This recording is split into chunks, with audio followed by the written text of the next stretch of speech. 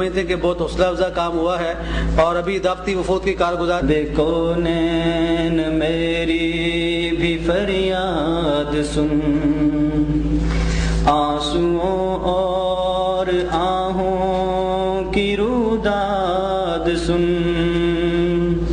رب کونین میری بھی فریاد سن، ظلم ڈھایا گیا میرے افغان پر، خون چھڑکا گیا صبح ایمان پر، ظلم ڈھایا گیا میرے افغان پر، خون چھڑکا گیا صبح ایمان پر، آگ برسی ہے اوراق قرآن پر، برق چمکی میرے ساز و سامان پر،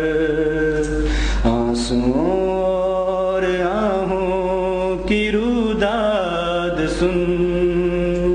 رب کونین میری بھی فریاد سن، مجھ کو کشمیر میں خون رلایا گیا، مجھ کا مہر سجایا گیا، مجھ پہ کو عراق میں خون لایا گیا، مجھ پہ غزہ میں مشر لایا گیا، کشت سرور میں سے ستایا گیا، کہ سرحد میں آزمایا گیا، آنسوں اور آہوں کی روداد، خود میں عاملے دشمن میں تیرے کے آلے میرے، خود نام لیوا دشمرے، میرے ہرے اجالے میرے، درد میں ہے بین کے نشے من میرے، لٹ گئے سینکڑوں بار گلشن میرے، آنسوں آہوں کی روداد سن، رب کونین میری بھی فریاد سن۔ جماعت اسلامی آزاد کشمیر کے امیدواران رکنی جنرل کونسل سے مخاطب ہوں، آپ کا موضوع ہے آج بھی اگر جو ابراہیم کا ایمان پیدا۔ محترم سراج الحق صاحب، امیر جماعت اسلامی صوبہ سرحد۔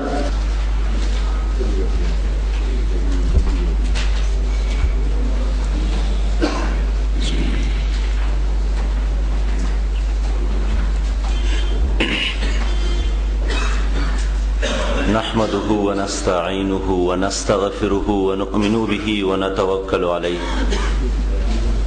ونعوذ بالله من شرور أنفسنا ومن سيئات أعمالنا، من يهده الله فلا مضل له ومن يضلل فلا هادي له،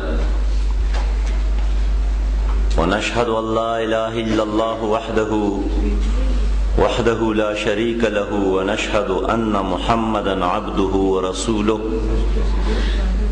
أما بعد فأعوذ بالله من الشيطان الرجيم، بسم الله الرحمن الرحيم، يا أيها الذين آمنوا ما لكم إذا قيل لكم انفروا في سبيل الله استثقلتم من الأرض رضيتم بالحياة الدنيا من الآخرة فما متاع الحياة الدنيا في الآخرة إلا قليل إلا تنفروا يعذبكم عذابا أليما ويستبدل قوما غيركم ولا تضروه شيئا والله على كل شيء قدير، قال الله تعالى إن الله وملائكته يصلون على النبي يا أيها الذين آمنوا صلوا عليه وسلموا تسليما، اللهم صل وسلم على عبدك ورسولك وحبيبك سيدنا محمد النبي الأمي وعلى آله وأصحابه بارك وسلم۔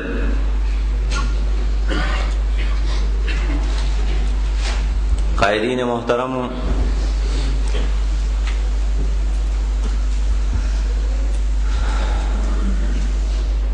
اور میرے ہم سفر اور ہم قدم پیارے بھائیوں، دوستوں اور ساتھیوں، میرے لیے اس اجتماع میں شرکت کرنا ایک سعادت بھی ہے اور باعث ثواب بھی ہے۔ ان لوگوں سے ملنا، ان کے چہروں کو دیکھنا، ملاقات کرنا جو رنگ اور نسل کی بتوں کو توڑ کر خالص اللہ تعالی کی رضا کے لیے جمع ہو، جو کسی خان و ڈیرے، سردار، نواب، چودھری اور بڑے صاحب اور سائیں کے لیے نہیں، بلکہ خالص لا الہ الا اللہ محمد رسول اللہ کی بنیاد پر اپنے گھروں سے نکلے ہیں، اور جن کا کوئی ذاتی ایجنڈا نہیں ہے، جن کا کوئی خاندانی یا قومی ایجنڈا نہیں ہے، بلکہ صرف ایک ارمان، ایک تمنا، اور وہ یہ کہ ان الحکم الا للہ، کہ اللہ کا حکم نافذ ہو جائے، اللہ کا دین قائم ہو جائے، اور انسان کی بندگی سے آزاد ہو کر ایک ایسی حکومت، ایک ایسا معاشرہ، ایک ایسی سوسائٹی، ایک ایسا ماحول بنایا جائے جس میں انسان اللہ کی بندگی آسانی کے ساتھ کر سکے، جہاں نیکی کرنا آسان اور بدی کرنا مشکل ہو جائے۔ تو میں سمجھتا ہوں کہ یہ جو مقام اور یہ فکر اور یہ صلاحیت اور یہ مواقع اللہ تعالیٰ نے آپ کو لوگوں کو دیے ہیں، تو یہ بہت بڑا انعام اور احسان ہے۔ اگر آپ کو سونے کا پہاڑ بھی مل جاتا تو اتنا بڑا کام نہیں تھا کہ اللہ نے وہ دولت سے آپ کو نوازا ہے جو دولت اللہ تعالیٰ نے اپنے مقربین اور اپنے پیارے بندوں اور خاص بندوں آدم علیہ السلام سے لے کر محمد مصطفیٰ صلی اللہ علیہ وسلم کو دیا تھا۔ وہی مشن پر آپ کو لگایا ہے، وہی نصب العین سے آپ کو نوازا ہے، وہی تڑپ، وہی جذبہ، وہی محنت اور وہی فکر کا شمع اللہ تعالیٰ نے آپ لوگوں کے دلوں میں روشن کیا ہے۔ میں سوچتا ہوں